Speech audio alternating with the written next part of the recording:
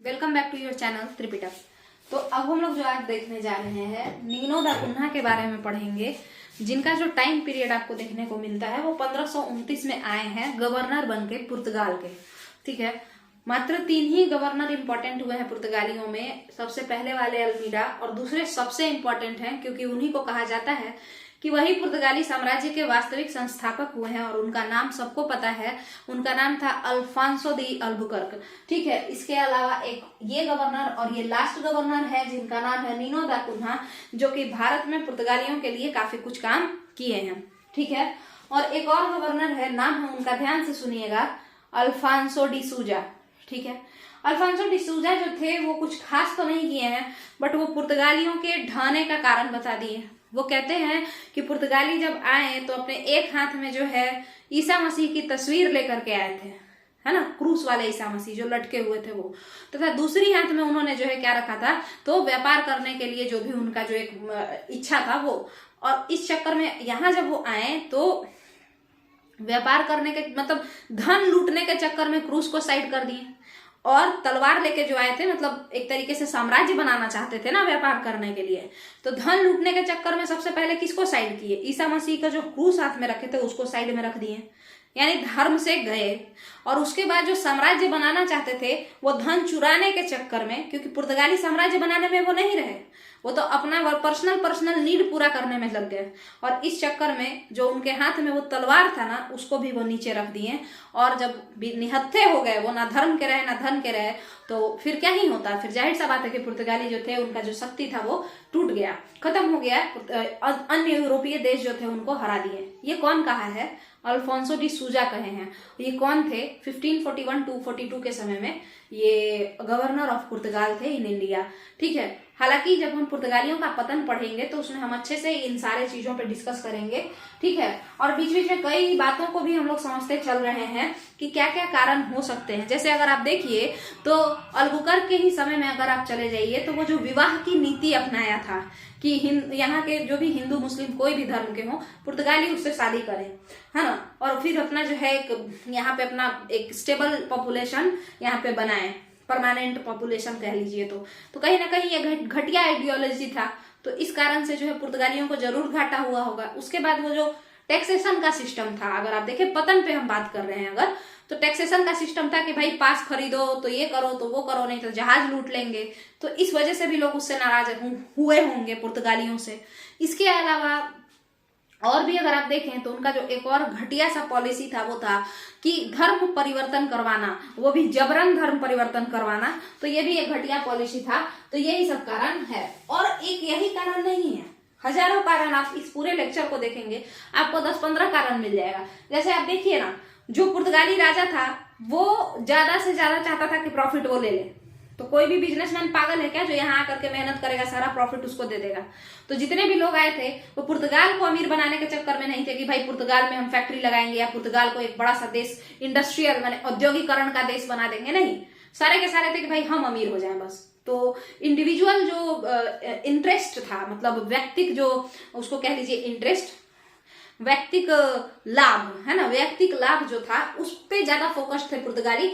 देश के बारे में नहीं सोचते थे, राष्ट्रवाद की भावना का जो है उनमें अभाव था। तो इस कारण से भी कहीं ना कहीं उनका पतन हुआ। तो ये सब तो है ही, बट अभी तो हम नीनो दा कुन्हा पे बात कर रहे हैं, तो ध्यान से सुनिएगा। अल्बुकर्क के समय तक हम लोग देखें कि अल्बुकर्क बहुत कुछ किया। अगर आप नहीं देखे हैं तो आप पिछला वीडियो देखिए। अल्मीडा जो जो चीज करना चाहता था, अल्मीडा के इमोशंस ने उसको रोक दिया उन सारे चीजों को करने से। और अल्बुकर्क वो सारा चीज को आगे ले जा करके सबको सेट किया, सारा काम किया, चाहे वो सैन्य अड्डा कहीं पे लगाना हो, चाहे समुद्री मार्गों को कैप्चर करना हो, या फिर पश्चिमी भारत का जो क्षेत्र है, यानी भारत का पश्चिमी घाट वाला हिस्सा, उसको इधर पूरा अपना सेटलमेंट करना हो, तो वो सारे काम को यहाँ पे जो है किया। मगर आपको पता है अल्बुकर्क के समय तक पूर्वी भारत के जो क्षेत्र थे वहां पर कुछ खास इंटरेस्ट नहीं दिखाया गया कि पूर्वी भारत में भी कुछ करना है। ये इंटरेस्ट कब दिखाया गया, किसके समय दिखाया गया, आज हम उसी के बारे में बात करेंगे। और नीनो क्या क्या खास काम किया है आज हम उसी के बारे में देखेंगे। सुनिएगा, देखिए, अगर आपसे कोई कहे कि नीनो का सबसे इंपॉर्टेंट काम क्या था, नीनो का सबसे इंपॉर्टेंट काम क्या था? तो नीनो का जो सबसे इंपॉर्टेंट काम था वो था कि जो राजधानी, जो पुर्तगाली साम्राज्य था भारत में जो पुर्तगाली साम्राज्य था उसकी राजधानी कहाँ थी? अगर आपको याद हो तो उसकी राजधानी थी कोचिन। और कोचिन ही उसकी राजधानी क्यों थी? क्योंकि कालीकट के राजा जमोरीन से पहले ही फैटी हो गया था पुर्तगालियों का, और इस चक्कर में पुर्तगाली सोचे कि जमोरीन तो बदमाश है, तो किसको खोजें जो कि जमोरीन के खिलाफ हो और हमको जगह दे दे फैक्ट्री बनाने के लिए। तो वो था कोचिन। कालीकट और कोचिन का दुश्मनी था। वहीं पे पुर्तगाली चले गए। कौन गया था पहली बार? Alvares Cabral, Pedro Alvares Cabral 1503 में। और वहीं पर ये लोग अपना फैक्ट्री लगाया, उसका किलेबंदी किया और कोचिन को पुर्तगाली जो साम्राज्य था उसका मुख्यालय घोषित कर दिया। ठीक है। फिर आप देखेंगे कि 1510 की बात है, 1510 ईस्वी की बात है, बीजापुर के रूलर आदिल शाह से अल्बुकर्क जो दूसरा गवर्नर है वो गोवा को हड़प लिया, है ना। तो जब वो गोवा को हड़प लिया पूरे तरीके से, देखिएगा एक बात ध्यान से सुनिएगा, आपसे हम कहना चाहते हैं कि ये कहा जाता है कि अलेक्जेंडर के बाद पहला भारतीय क्षेत्र जो कि किसी यूरोपीय के अधीन हो गया वो गोवा है। अब कई बच्चों के मन में या किसी भी इंसान के मन में, जो भी इंसान पढ़ने लिखने वाला है उसके मन में आता है कि भाई कोचीन में ना सबसे पहला फैक्ट्री खुला था तो गोवा कैसे अधीन हो गया। तो सुनिए ध्यान से, कोचीन में फैक्ट्री खुलने का मतलब है अगर ये कोचीन है तो यहाँ पे हम एक छोटू फैक्ट्री लगाए और इसके चारों तरफ बम बारूद लगा दिए, ये किलाबंदी हो गया। क्या ये कोचीन का किलाबंदी हुआ या इस फैक्ट्री का किलाबंदी हुआ? है ना, फैक्ट्री का हुआ ना। कोचीन एक बड़ा सा एरिया, ये मान के चलिए पूरा बोर्ड कोचीन है और इसके यहाँ पे हम एक छोटा सा फैक्ट्री लगा लिए और इसको चारों तरफ से घेर लिए, तो क्या हम पूरे कोचीन के राजा हो गए? क्या नहीं। क्या पूरा कोचीन हम हड़प लिए हैं? क्या नहीं। जाहिर सा बात है। तो फिर इसीलिए कहा जाता है कि पुर्तगालियों ने एक भारतीय राज्य पर पूरा अधिकार कब जमा लिया? तो 1510 ईस्वी में। और वो भारतीय राज्य कौन था या वो भारतीय क्षेत्र कौन था जिसपे पुर्तगालियों का शासन हो गया? क्योंकि इस क्षेत्र में कोचीन में तो कोचीन के राजा का राज्य था। पुर्तगाली तो वहां पे अपना रह रहे थे, अपना व्यापारी बन के रह रहे थे। ठीक है। तो गोवा में तो व्यापार भी अल्बुकर्क का, और गोवा का अब प्रशासनिक सेवा भी कौन देखेगा, यानी प्रशासनिक हेड भी कौन होगा? अल्बुकर्क ही होगा ना। 1510 में बीजापुर के रूलर यूसुफ आदिल शाह से वो गोवा को छीन चुका है। ठीक है। और आपको पता है जब गोवा को अल्बुकर्क छीन लिया तो क्या अल्बुकर्क कोचीन छोड़ करके और चला गया गोवा रहने? नहीं, वो अपने मुख्यालय कोचीन में ही रहता था। मगर जब नीनो आया, नीनो कब आया? 1529 में, 1529 में। तो नीनो ने कोचीन से राजधानी को कहां ले आया? गोवा शिफ्ट कर दिया। नीनो कोचीन से राजधानी को गोवा शिफ्ट कर दिया। कब हुआ ऐसा? 1530 में। ठीक है। तो ये हो गया नीनो का, ये बहुत बड़ा उपलब्धि है कि वो गोवा को पुर्तगालियों का जो साम्राज्य था उसका मुख्यालय बना दिया। तो ये तो क्लियर है। इससे फायदा क्या था? गोवा का हेडक्वार्टर होने से ऐसा क्या बड़ा तोप उखाड़ लिया नीनो? तो देखिएगा कि गोवा का जो लोकेशन है, अगर गोवा के लोकेशन को हम देखें तो गोवा से कई सारे बंदरगाह जो थे, आराम से यहाँ से हम लोग इसको देख सकते थे, कंट्रोल कर सकते थे कई सारे छोटे मोटे आइलैंड्स को, जैसे दीव, दमन, इन सारे जगहों को, सलसीत, बसीन, इन सारे जगहों को। उसके बाद ऊपर का कर्नाटक वाला हिस्सा, नीचे का केरल वाला हिस्सा, बगल का तमिलनाडु वाला हिस्सा, इन सारे क्षेत्रों पे हम गोवा से क्या कर सकते थे? गोवा से एक नजर रख सकते थे। और इसी कारण से गोवा जो था स्ट्रेटेजिक पॉइंट ऑफ व्यू से कहीं ना कहीं, यानी कि सामरिक दृष्टिकोण से बड़ा ज्यादा इंपॉर्टेंट था। और नीनो ने बिल्कुल सही किया कि वो राजधानी को कोचीन से हटा करके गोवा ले आया। क्लियर है। अब तो एक कहानी तो ये था कि भाई नीनो जो थे वो गोवा लेकर के आ गए। अब जरा आप इस बात को समझेंगे कि हम पश्चिमी भारत में पुर्तगालियों की दशा को देखेंगे। किधर? हम पश्चिमी घाट में या पश्चिमी भारत में पुर्तगालियों की दशा को देखेंगे, स्थिति को देखेंगे कि किस टाइप का उस समय इनका माहौल था। किस समय? जिस समय नीनो था। तो आइए शुरू करते हैं। देखिए, केरल में तो पहले ही से पुर्तगाली आकर के बसे हुए थे, है ना, गोवा भी हड़प ही लिए। अगर यूसुफ आदिल शाह जो कि बीजापुर का रूलर है, तो अगर उसको हम हरा चुके हैं तो जाहिर सा बात है कि कर्नाटक में भी मेरा वर्चस्व तो जरूर ही होगा, है ना। तो ये हो गया आपका केरल वाला हिस्सा, ये हो गया आपका छोटू गोवा वाला हिस्सा, और ये हो गया आपका कर्नाटक वाला हिस्सा। कर्नाटक के ऊपर जो हिस्सा हुआ वो महाराष्ट्र गुजरात का ही हिस्सा हुआ। और आपको बता दें कि उस समय गुजरात का बहादुर शाह जो था वही इस क्षेत्र पे रूल करता था। इधर इस पूरे क्षेत्र पे कौन रूल करता था? गुजरात का बहादुर शाह। क्लियर है यहां तक का क्या? तो आइए नीनो के बारे में अब जानते हैं कि बहादुर शाह और नीनो क्या क्या गेम किया, उसको समझते हैं। देखिएगा, आपको पता होना चाहिए कि 1534 जो ईस्वी था यानी एडी, 1534 एडी में ऐसा हुआ कि मुगल शासक हुमायूं, कौन? मुगल शासक हुमायूं आ गया। कहा? गुजरात आ गया। ठीक है, मुगल शासक हुमायूं जब गुजरात आया तो गुजराती रूलर बहादुर शाह, कौन रूलर? गुजरात का शासक बहादुर शाह नाक बजाते हुए किसके पास गया? देखिए, आप लोग जो है, जिन लोगों को सीरियसली किसी भी पीसीएस का एग्जाम देना है तो एक बात को बड़ा ध्यान से सुनिए, क्योंकि ये चीज मेरे साथ हम ये प्रॉब्लम है कि हम हिंदी जो है बहुत ही गलत लिखे। और आज का ये बात नहीं है, लिटरेचर पे हम लोग बचपन से ही ध्यान नहीं देते हैं। ज्यादातर लोग जो हिंदी मीडियम बैकग्राउंड से आते हैं तो उनको नॉलेज पे वो ज्यादा ध्यान देते हैं, कंटेंट पे ज्यादा ध्यान देते हैं, बट सजा के लिखना, परोसना कैसे है, या सही सही लिखना, ग्रामेटिकल मिस्टेक, ये सबको सुधारना, इन सारे चीजों पे कहीं ना कहीं हम लोग उतना ध्यान नहीं देते हैं, जो कि बाद में बहुत ही ज्यादा बुरा होगा। मेंस निकलेगा ही नहीं तो फिर आपका टैलेंट जो है वो धरा का धरा रह जाएगा। तो जाहिर सा बात है कि हम लोगों को किस पे ध्यान देना चाहिए? अशुद्धि पे भी ध्यान देना चाहिए कि वो जो अशुद्धि है वो धीरे धीरे सुधर जाए।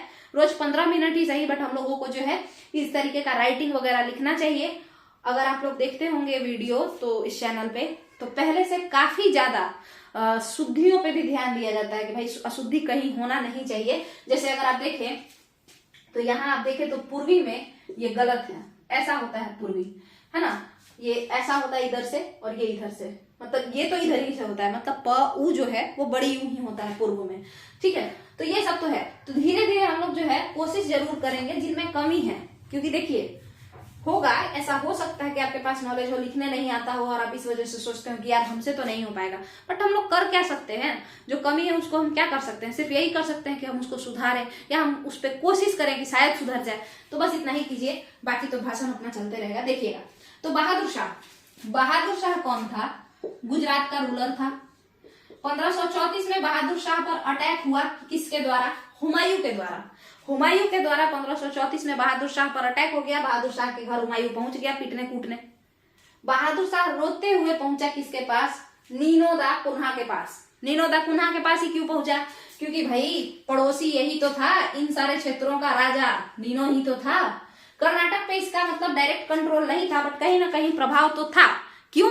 क्योंकि बीजापुर के रूलर यानी कर्नाटक के एक क्षेत्र के रूलर को ये हराया था ना, गोवा, तो इस वजह से। आइए देखिएगा, तो कुल मिला जुला करके ये नीनो के पास पहुंचता है बहादुर शाह और उससे मदद मांगता है कि मुगलों से बचाने के लिए मेरी मदद करो।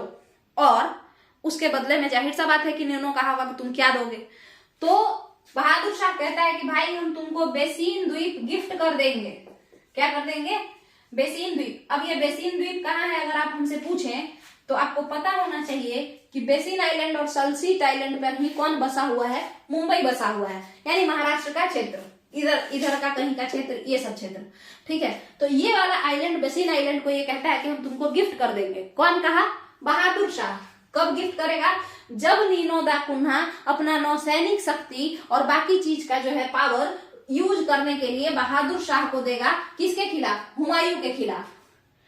तो नीनो दा कुन्हा कहा कि ठीक है, अगर तुम बेसिन द्वीप देने के लिए तैयार हो तो हम तुमको जो मेरा मिलिट्री पावर है वो देने के लिए तैयार है, जो नवल फोर्सेज है वो सब देने के लिए तैयार है, यानी हम तुमको सपोर्ट करने के लिए तैयार हैं। ठीक है, तो अब यही सब बातचीत हुआ और उसके बाद हम क्या देखते हैं कि 1534 1534 में ये जो था ये बसीन आइलैंड किसको दे दिया, मतलब हुमायूं यहाँ से चला गया 1534 ईस्वी, मतलब 32 के समय 32-33 में आया और फिर 34 में चला गया, ऐसे समझ लीजिए।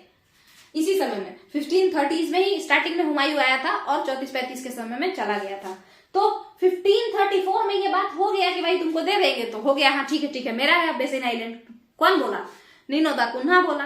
बट आपको पता है बेसिन आइलैंड तो दे दिया बहादुर शाह, बट जब हुमायूं चला गया जो कि 1536 में गया है, एक मिनट ध्यान से सुनिएगा, 1534 में हुमायूं आया है और 1536 में हुमायूं गया है, ठीक है। 1534 में हुमायूं आया है, 1536 में हुमायूं गया है, ऐसा हिसाब किताब हुआ है, ठीक है। थोड़ा सा डेट को लेकर के कंफ्यूजन होते रहता है, बट ठीक है, देखिएगा कहानी यही है कि क्या क्या कारण हुआ था उसको समझते हैं। देखिएगा तो अब क्या हुआ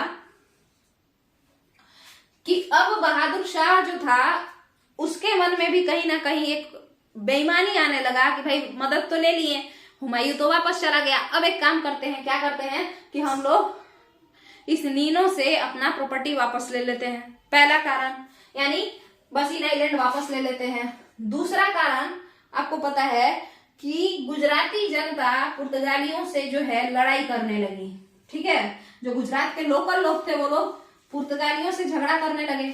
अब इस बात पर जो आपका कौन था, बहादुर शाह, वो बोला कि हम पुर्तगाली लोग, कौन से लोग, पुर्तगाली लोग और गुजराती लोग के बीच बाउंड्री बनाना चाहते हैं, ठीक है। गुजराती लोग के बीच क्या बनाना चाहते हैं, बाउंड्री बनाना चाहते हैं, पुर्तगाली लोग और गुजराती लोग के बीच।